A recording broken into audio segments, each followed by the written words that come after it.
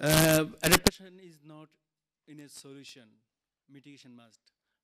As the Bangladesh is not emitting a lot of GHG gas, so how Bangladesh can play important role in mitigation, and what will be the exact answer for Bangladesh, mitigation or adaptation? Thank you. Good point. Do I see hands on both sides? Please, if you don't mind going to Very, very short, provocative kind of statement I'm going to make. Name is Popo Wong, CLA from AR5. Basically, we hear about sustainability concept. You talk about sustainable development, and people argue left and right, and there are tons of information. All this is very unclear. To add to the what I call unclear situation, let me make it even unclear. Why can't we have sustainable climate change adaptation?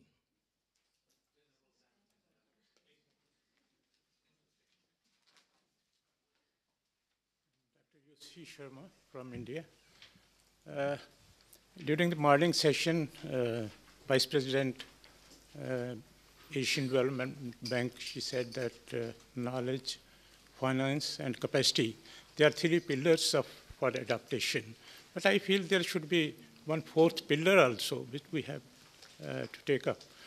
Because unless fourth pillar is there, there will not be any balancing. Because finance and capacity, they go side by side.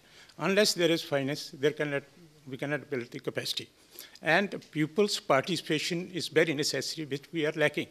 And I feel that science can help in generating cost-effective technologies for the, say, for the poor or the poor countries, where these cost-effective technologies can be used for adaptation purposes. That is very necessary. And that can... Fourth pillar is pupils' participation. That's very important. And these technologies can be used for this. And the science can help in cementing these pillars for a proper adaptation purpose. Thank you. Thank you very much. Do I see hands? Yes, sir. My name is Tombo from UNDP Myanmar. I agree the adaptation in the local level. But not only the community participation in adaptation. We need the vertical innovation or scientific model, because I work in the Erie Delta, Nugget affected area. People suffer sea level rise, but they don't know on sea level rise and salt intrusion and also red rodent problem. But government have to, or some Indonesia can support some infrastructure and technology. That's.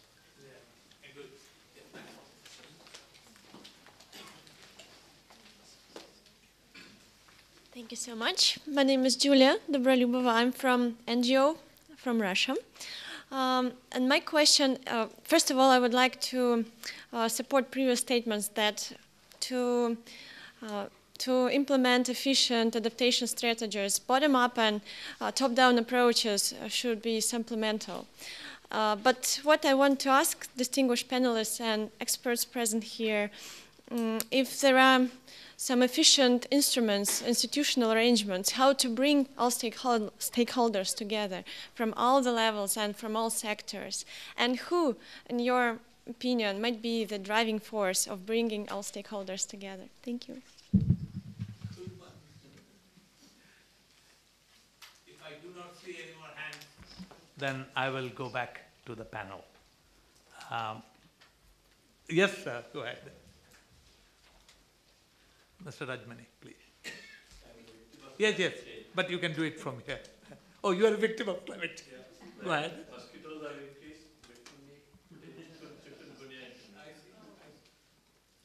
Who said climate victims are not there? First thing is about sustainable development. So I always thought the definition was that we have inherited a stock of resource from our ancestors, and we must try and pass it on to not only the second generation. There are ecologists who talk of seventh generation. But here, thank you.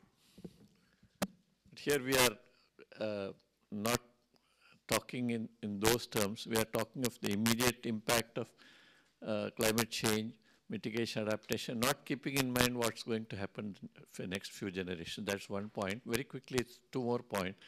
It's not advisable only to talk of vertical integration. It's very essential to talk of horizontal integration with that. You know, I'll just give two examples. Government departments, forest department wants to save the forests. And there's a department of animal husbandry. Just adjacent to the forest, they give money, free money for goats, rearing goats, but not for stall feeding, but for browsing. So you know what happens. Secondly, the water, seawater and the good water, there is a barrier in the beach sands. But today there is, because water scarcity is there, they keep on taking out that water to supply to metros, unmindful of what is going to happen to this. And science, again, there is need for horizontal. We have a classic example of one group of scientists working on chlorofluorocarbons, producing something amazing, and another group of scientists then coming on with atmospheric sciences and saying this has happened, that's happened. I don't know when we are going to learn lessons, but I thought you should flag this point that vertical integration alone will not solve the problem. And I agree with you, Mr. Chairman, that we should address mitigation much more than adaptation. Thank you. Yes, sir. That's the last one.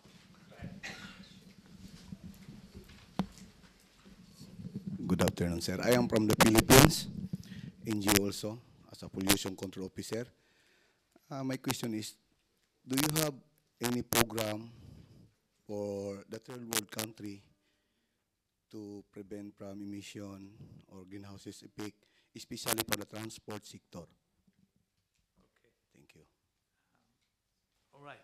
I think we have come to the conclusion of contribution from that side. We have literally 18 minutes. Time distribution is difficult, but 1.5 to 2 minutes each. You will get about 4 or 5 minutes. Shall we start on that side? Just you want him to? Okay. Why don't you start? And pick up a few. Sure. I mean, obviously there isn't enough time to. There are several responses which we don't need to respond to, but there are few questions, and some I'm really tempted to respond to. Particularly the first one on poorest are not the most vulnerable. Well, I would not agree to this point. I would say yes, poorest are the most vulnerable, and you know, you can. This is something when we have a very radical understanding of, and we stick to it. You talk of any event which can impact, let's say, 3 categories of people. One who has assets of $200, second who has assets of $2,000, and third one, or $20,000, or third one who has assets of $200,000. If all get washed away, you might think the person who has lost $200,000 is the one who is most vulnerable. But what sometimes we don't look at is and you were linking that point, is how soon the person would recover from that loss, and that is what is most important. And there are a number of factors which are linked to that. How many poor people have millionaire friends, for example? Do we have? How many examples do we have?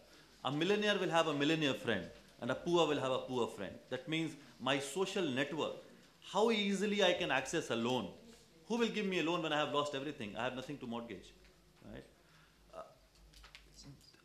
Also look at the proportion of loss. Forget climate change for a while. There was a curfew in Bangkok for 30 days. Many businesses were destroyed, but who was affected most? People who are selling stuff on the street, who are earning on a daily basis and consuming on a daily basis, who don't have resources, inventories, no stocks. So poorest have very less. So when we say differential impact, then they also have differential recovery mechanism.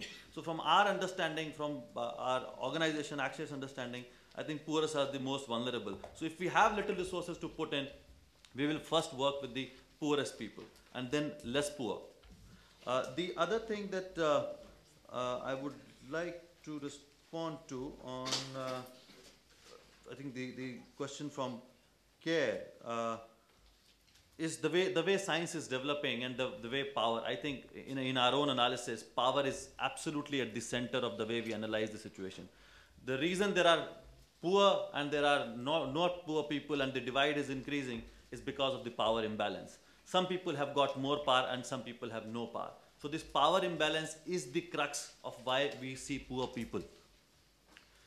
If you look at the current climate change discourse and the way science is developing, you're absolutely right. Nobody is looking at how this is going to help a poor person. I mean, they definitely talk about it.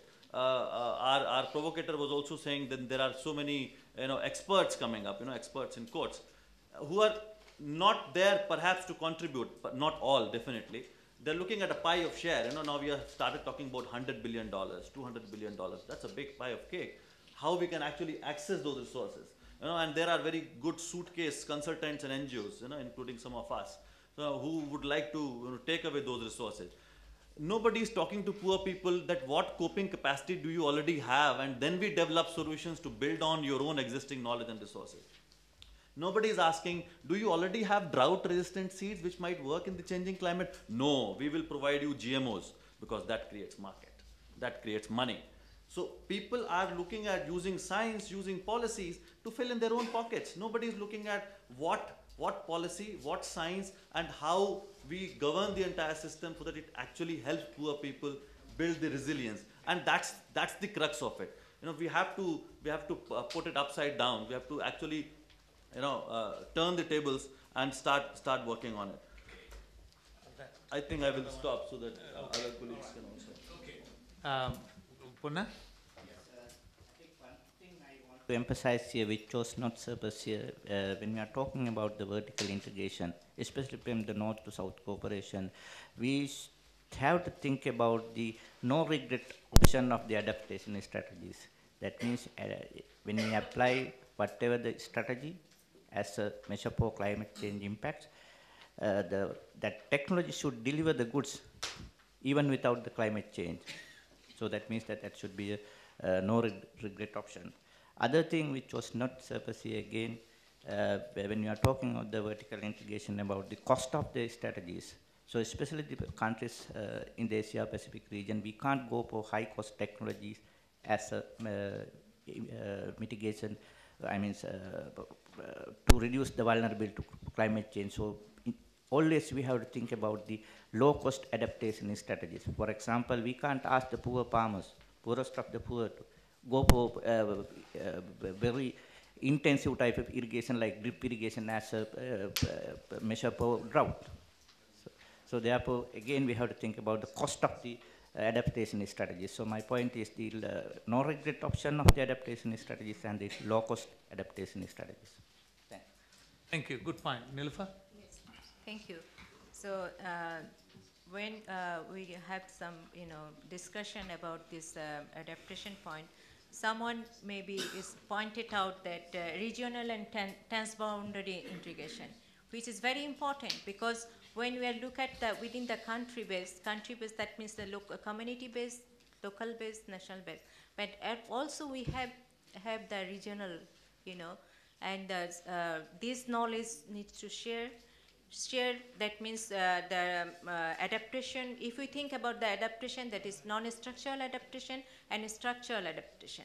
So non-structural adaptation, we can share lots of things, from regional like Bangladesh, we have the around Nepal, India, Burma, and this knowledge. That means we are deltaic country, so we have knowledge to how to cope with this. But some is coming, some disaster we are having because of the upstream, upstreams, because something happens in Himalaya, then we are going to affect it. So this knowledge needs to share, and we have to develop our capacity not only